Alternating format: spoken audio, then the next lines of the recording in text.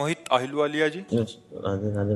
महाराज जी आपके चरणों में कोटि कोटि प्रणाम। महाराज जी, जब इंसान का जन्म होता है उसी समय तय हो जाता है कि कब ये व्यक्ति अच्छे कर्म करेगा कब बुरे। नहीं क्या नहीं नाम नहीं जब... नहीं नहीं, गलत गलत गलत गलत, तुम्हारा गलत चिंतन है।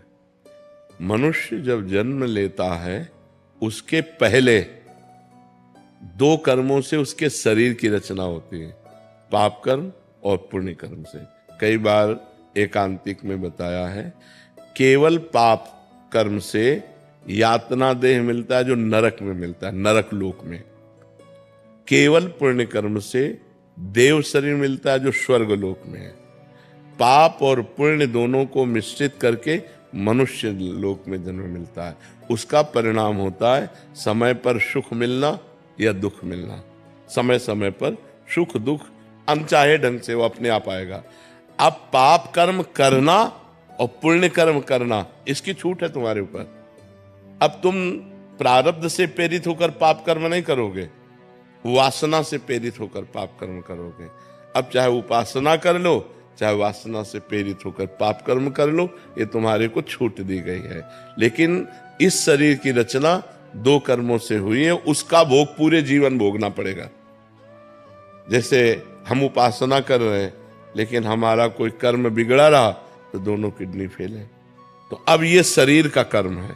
पूर्व जन्म के शरीर में जो हमने पाप कर्म किए उससे इस शरीर का निर्माण हुआ, और इस शरीर के माता के गर्भ से ही किडनी में दोष था, वो जो पॉलिसिस्ट किडनी कहते वो वैसे। तो समझ पा रहे हैं आप ना, हमें कर्म करने के लिए स्वतंत्रता है। हम पाप कर्म कर सकते हैं या पुण्य कर्म कर सकते हैं।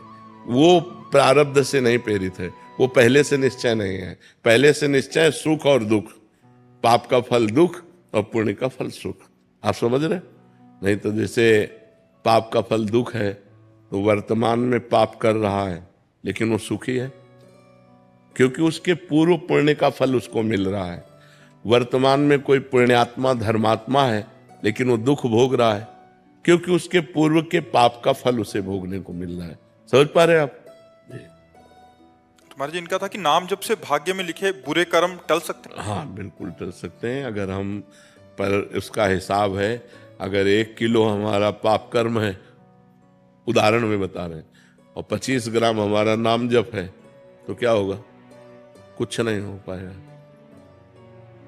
जब 1 किलो के ऊपर नाम जप पहुंचे तब 1 किलो को रद्द करेगा। तो ऐसे अनंत जन्मों के हमारे पाप हैं, तो हमें डट के नाम जप करना चाहिए। जितना हम नाम जप करेंगे उतने हमारे पाप क्षीण होते जाएंगे और हमारे अंदर प्रसन्नता, आनंद, सुख ऐसी वृद्धि होती जाएगी। समझ पा रहे आप? मुकुंद जी सूरत से। राधे राधे। राधे राधे महाराज जी। महाराज जी आपके चरणों में कोटि कोटि प्रणाम। महाराज जी, लगभग 15 दिन पहले मुझे वृंदावन आने का सौभाग्य प्राप्त हुआ और आपके दर्शन भी हुए। उस अनुभव से मन को अत्यंत शांति और आनंद की अनुभूति हुई। जब मैं सूरत लौटकर गया तो शुरुआती कुछ दिनों में मन बहुत सकारात्मक रहा। मैंने प्रातःकाल नाम जप का भी अभ्यास करना प्रारंभ किया, किंतु कुछ समय बाद मन में अनेक विचार आने लगे जिससे एकाग्रता में बाधा होने लगी। महाराज जी कृपया मार्गदर्शन करें कि ऐसी स्थिति में व्यवहारिक जीवन जीते हुए आध्यात्मिक साधना को... तो क्या होता है, जैसे हम पोछा लगा देना और दरवाजे खिड़की खुला रखे तो कुछ ही देर में फिर गंदगी आ जाएगी। सत्संग पोछा है, साधु संग जैसे कि तो सुमिरन नाम पवित्र अति दरस परस अघनास। दर्शन मात्र से, वाणी के श्रवण मात्र से हमारा हृदय पवित्र होता है। हमें ऊर्जा प्राप्त होती है आध्यात्मिक, हमें परमाणु प्राप्त होते हैं भागवतिक। और जब हम माया क्षेत्र में जाते हैं तो हमारे परमाणु युद्ध करते हैं। वहाँ अधिक परमाणु माया के हैं और हम अपने परमाणुओं को सजो ना पाए तो परास्त हो जाते हैं। फिर हमारा मन वही विषय चिंतन, फिर वही गलत आदतें। फिर तो लगता है कि जब आए थे तो 2-4 दिन तो सही चला, फिर तो बैटरी डिस्चार्ज हो गई, हम उसे संभाल नहीं पाए। यदि हम बराबर नाम जप करें और गलत आचरण ना होने पाए तो हम वहाँ भी इसी परमाणु को सुरक्षित रखकर लंबे समय तक चला सकते हैं। इसीलिए हम कहते हैं जो शिष्य बनते हैं कि महीना 2 महीना में आ जाया करो, मिल जाया करो। उसमें जैसे मोबाइल की बैटरी डिस्चार्ज हुई तो फिर हम चार्ज करते हैं, नहीं तो ऐसे ही बैटरी है डिस्चार्ज हो जाती है। अब ऐसी हमारी स्थिति हो जाए कि त्रिगुण का प्रभाव न पड़े। त्रिगुण जो माया है, सतोगुण रजोगुण तमोगुण का प्रभाव ही न पड़े तो हमारी एक रस स्थिति बनी रहेगी। पर अभी त्रिगुण के अंतर्गत है, हम त्रिगुणातीत तो हुए नहीं, तो हमें चाहिए बार बार सत्संग करें, अधिक से अधिक सत्संग करें। जब आपका मन चंचल होने लगे, मोबाइल खोलो, एकांतिक सुन लो, सत्संग सुन लो, बहुत जल्दी लाभ मिलेगा। जहां हमारा मन विक्षिप्त हो, हम सत्संग सुन लें तो हमें फिर पावर मिलेगा। सत्संग से हमें आध्यात्मिक पावर मिलता है, और माया आध्यात्मिक पावर को छीण करती है। उसको, जैसे आपने सुना कि गलत आचरण नहीं करना चाहिए, अब आपके दिमाग में आया गलत आचरण नहीं करना चाहिए, और जो आप माया में पहुंचे, यार सब चलता है, वो उस बात को एकदम दबा दिया और अपना प्रभाव बढ़ा लिया। और अगर ये बना रहा तो आपसे गलत आचरण नहीं होंगे, और अगर ये दब गया तो फिर वैसे आचरण होने लगे तो लगेगा कोई खास प्रभाव नहीं पड़ा। जब गए तो प्रभाव पड़ा, इसके बाद फिर तो ऐसा होता है। हम बार बार नाम जप करें, बार बार सत्संग सुने, गंदे आचरणों से बचे, गंदे व्यक्तियों के संग से बचे, तो हमारा अधिक से अधिक समय भजन में चला जाएगा, अध्यात्म में चला जाएगा। और नहीं तो यहाँ से हटते ही हवा बदल जाएगी, नहीं बदल जाती है, दृश्य बदल जाता है, वातावरण जहाँ बदला तो एक अलग वातावरण होता है। तो बाहर का प्रभाव है कि तुम्हारे कंठी धारण करने में, तुम्हारे तिलक लगाने में, तुम्हारे माला लेने में, तुम्हारे भजन करने में बाधा पहुंचा देंगे। और यहाँ तो उत्साह होगा, राधे श्याम जो देखेगा अच्छा, तो यहाँ तो एक उत्साह होगा, क्योंकि भागवतिक धाम है। लेकिन दिल्ली, कलकत्ता, अन्य देश प्रदेश में रहने में पूरा सब ऐसे तो एक कि यार उपहास होगा। तो परमाणुओं का प्रभाव है।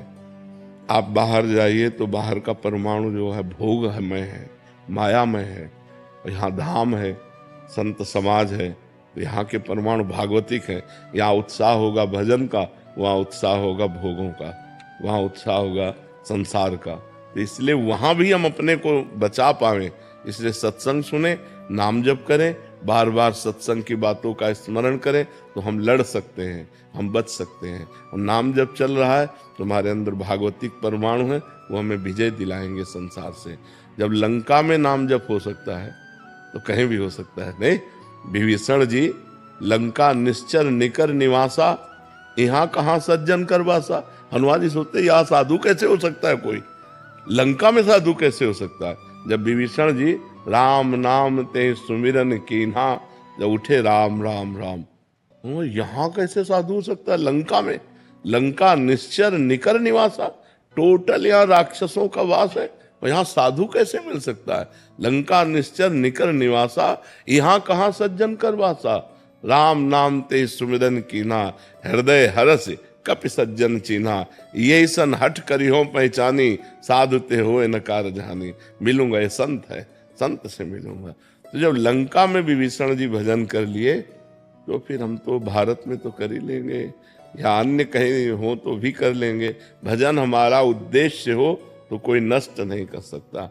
और भजन नहीं है तो फिर सत्संग की ज्यादा देर बातें टिकेंगी नहीं, क्योंकि समाज का अलग स्वरूप है। पहनावा, दर्शन मात्र से रजोगुण पैदा हो जाए, ऐसे पहनावा है कि जिसको देखने मात्र से हृदय में काम विकार आ जाए, हृदय गंदा हो जाए, देखने मात्र से हृदय दूषित हो जाए। तो ऐसे दृश्य है, ऐसा वातावरण है, ऐसा खान पान है, तो फिर उसमें परेशानी आई जाती है। इसलिए बहुत सावधान होकर। जैसे एक ने कहा मांस तो नहीं खाते, पर अंडे में क्या दोष है। देखो बुद्धि का तो वो मांस का ही तो स्वरूप है। अगर उस अंडे को समय तक रखा जाए तो उसमें पक्षी निकल आएगा, समय तक रखा जाए तो पक्षी निकल आए। ये वहां दिमाग बढ़ेंगे, वहां दिमाग ये बढ़ेंगे, और यहाँ दिमाग बढ़ेगा सात्विक भोजन, ना ना ना कोई पाप नहीं करना, कोई गलत आचरण नहीं। तो अलग अलग प्रभाव है, हम ये प्रभाव बढ़ावें। गंदा भोजन न करें, गंदे आचरण न करें, गंदे व्यक्तियों का संग न करें, खूब नाम जप करें, सत्संग सुने, तो हम बच जाएंगे। सौरभ तिवारी जी, जौनपुर से। राधे राधे राधे महाराज जी, आपके चरणों में कोटि कोटि नमन। गुरुजी, गुरु मंत्र को जपने में शुद्धता, शारीरिक मानसिक शुद्धता कहाँ तक जरूरी है? यदि अशुद्ध अवस्था में गुरु मंत्र का जाप हो जाता है तो इससे क्या कोई हानि होती है? हाँ, वस्त्र पवित्र होने चाहिए, शरीर पवित्र होना चाहिए, मुख में आचमन करने के बाद ही गुरु मंत्र जपा जाए। 3 बार आचमन करे पवित्र जल लेकर, केशवाय नमः, नारायणाय नमः, माधवाय नमः, हाथ धोले गोविंदाय नमः, फिर माला में हाथ डाल को पवित्र अवस्था में, या बिना माला के जैसे जब करना है तो हमारा वस्त्र पवित्र हो, हमारी पादुका बाथरूम वाली न हो जिसमें हम लघुशंका शौच न गए हो, फिर आप यात्रा करते समय भी जप सकते हैं। लेकिन नाम जो है उसमें अपवित्र पवित्रो वा सर्वावस्थांगतो पिवाह, उसमें अपवित्र हो या पवित्र हो उसमें कोई बात नहीं है।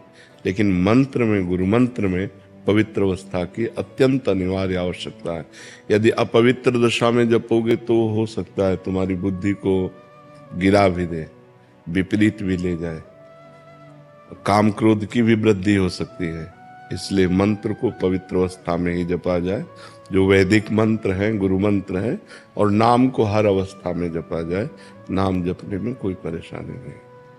महाराज जी, इसे गुरु मंत्र शुद्ध अवस्था में है, घर में कोई आता है उसके चरण छूना पड़ते हैं, तो अगर वो अशुद्ध अवस्था में छू लेंगे तो उसको हमारा स्पर्श उसको, हाँ, तो फिर हम जा करके पंचपात्र से गंगा जल या यमुना जल रखा जाता है, वह पवित्र पवित्रो वा सर्वावस्थांगतो पिया यह स्मृत पुंडरीकाक्षम स्वाभ्यांतरा शुचि, अपना छिड़क लिया फिर चल गया, फिर जा सकते हैं। ऐसे जैसे माँ है और उसका छोटा बच्चा है और वो बार बार शौच करता है, उसको शौच को फेंकना है और वो बार बार नहाएगी थोड़ी, बार बार कपड़ा थोड़ी धोएगी, हाथ धोया और जल छिड़क लिया, अपने भजन में लगे।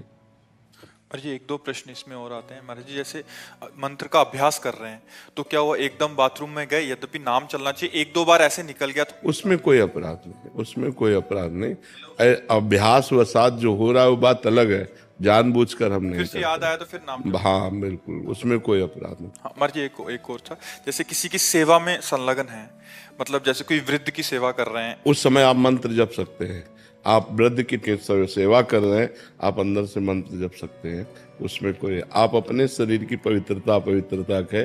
अब जैसे नर्स है, अब हर समय मरीज की सेवा में है या डॉक्टर है, तो उसको अपना मंत्र जपना है।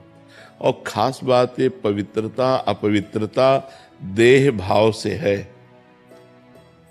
जब तक देहाभिमान है तब तक नहीं। अवधूत जब हो जाता है वही संत समझना, वही संत जब ऊंची स्थिति हो तो सोच किए पड़े भगवदाकार वृत्ति है। जब आगे बढ़ जाया जाता है ना, फिर इसकी कोई परवाह नहीं रहती। पर आगे बढ़ने के लिए इसकी आवश्यकता है, इसलिए इसको मानना चाहिए। और जब हम आगे बढ़ जाएंगे फिर इसका कोई महत्व नहीं रहता। जब शरीर ही हम नहीं हैं तो फिर इसका क्या महत्व रह जाता है। पर अभी शरीर हम हैं, इस बंधन से छूटने के लिए हमें शरीर की पवित्रता आवश्यकता है। अखिलेश मिश्रा जी, राधा वल्लभ श्री हरिवंश महाराज जी, मन श्यामा श्याम के गौर श्याम चरणों में आश्रय लेकर हर समय डूबा रहे, लेकिन जो संकल्प विकल्प स्फुरित होते रहते हैं मन को बार बार संसार की ओर ले जाते हैं। ऐसे में भजन को और कैसे बढ़ाएं और शरणागति कैसे पुष्ट करें? अपना क्यों मान रहे हो? अपनापन हटा दो। इनका मन चंचल है, आपको कोई परेशानी है? कोई परेशानी नहीं। तो जब आपने तन मन प्राण बुद्धि अहंकार, यही तो शरणागति में समर्पण किए जाते हैं, हमने दे दिया भगवान को। इनका अपना मानने से ही मलिनता बनी हुई है, अपना मानने से ही अपने को कष्ट है। पूर्ण बेपरवाह हो जाओ। ऐ मन, तुम्हें जहां जाना है जाओ, राधा राधा राधा, तुम्हें जो करना है करो। अब हमने भगवान के हवाले तुम्हें कर दिया। जब हम पूरा मकान दे देते हैं तो सब कुछ कूड़ा करकट खिड़की छिपकली जाला सब उसके नाम हो जाता है जिसको दे देते हैं। अब उसको क्या सफाई करनी है, क्या अनुकूलता में, वो देखे। उसको अपने मकान में अनुकूलता क्या करनी। अब हमने अपना सर्वस्व भगवान को अर्पित कर दिया। अर्पण करने के बाद हमारा एक ही कर्तव्य है, मामुनिष्मद युद्ध जय। जो ड्यूटी मिली वो ड्यूटी करना और नाम जप करना। मन लग रहा है, बढ़िया है। नहीं लग रहा, बहुत बढ़िया है। शांत है, अच्छा है।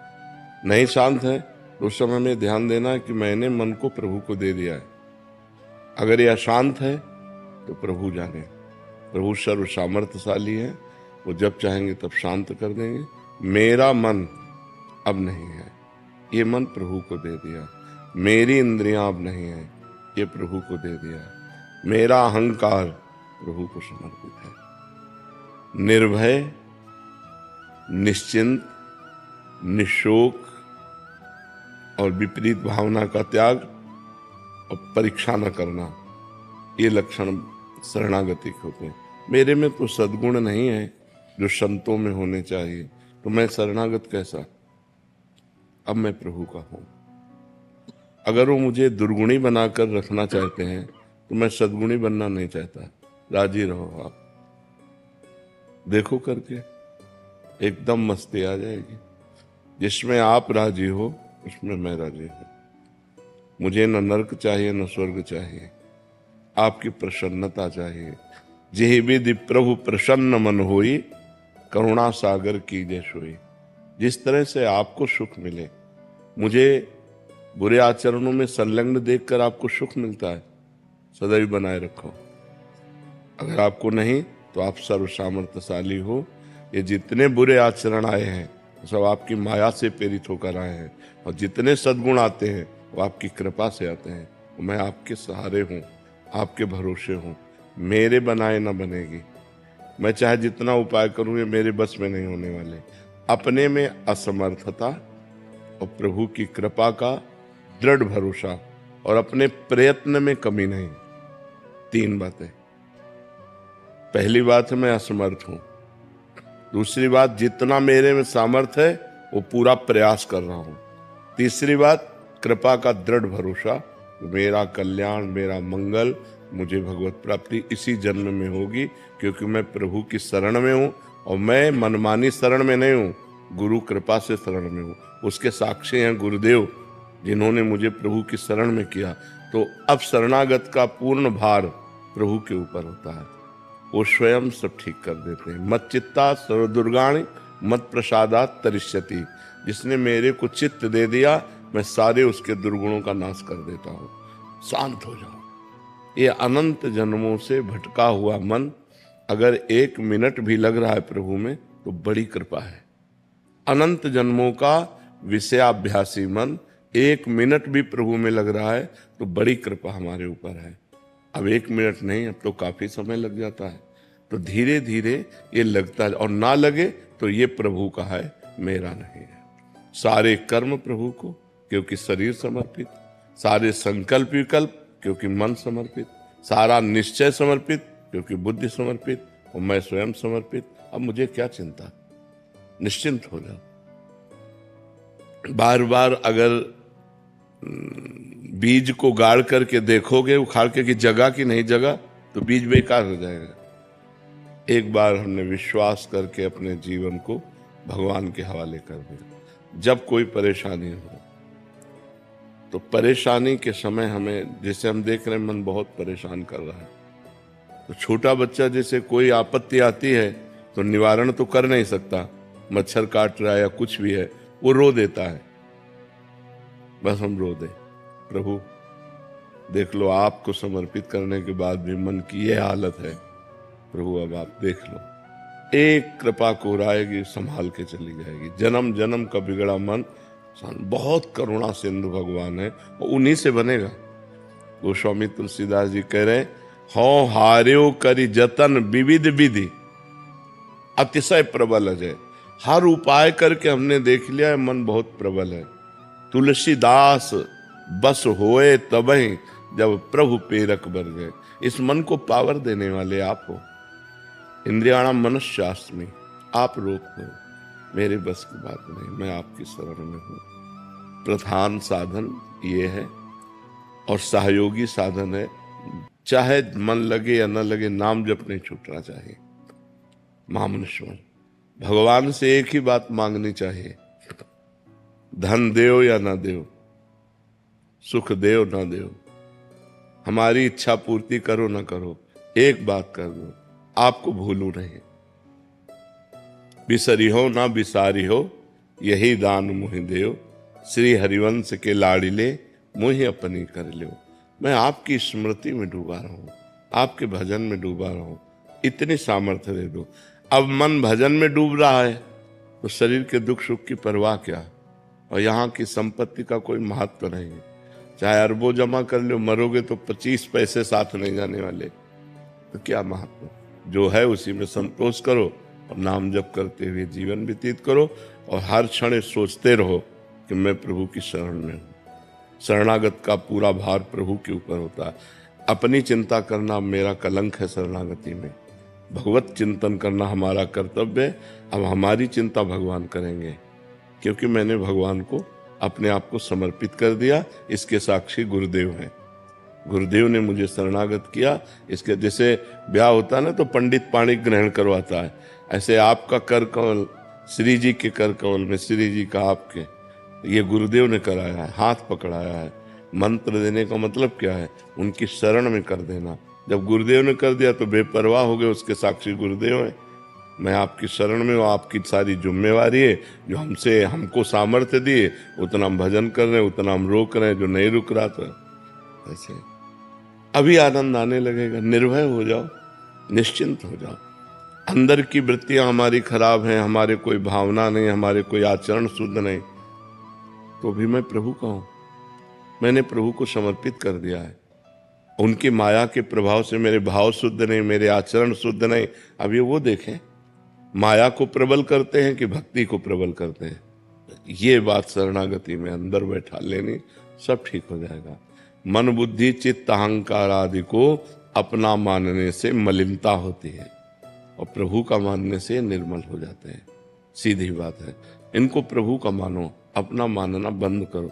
जहां ये भागे, जहां परेशान करे, वहीं सोचो हमने तो प्रियालाल को दे दिया इनको, अब वो जब चाहेंगे तब उठा लेंगे। अब उन्होंने स्वीकार कर लिया, अब गंदा है तो उनका, अच्छा है तो उनका, तो भगवत प्राप्ति पक्की, उसमें कोई संशय नहीं होगा, क्योंकि आपने प्रियालाल को समर्पित कर दिया। समझ पा रहे हैं आप?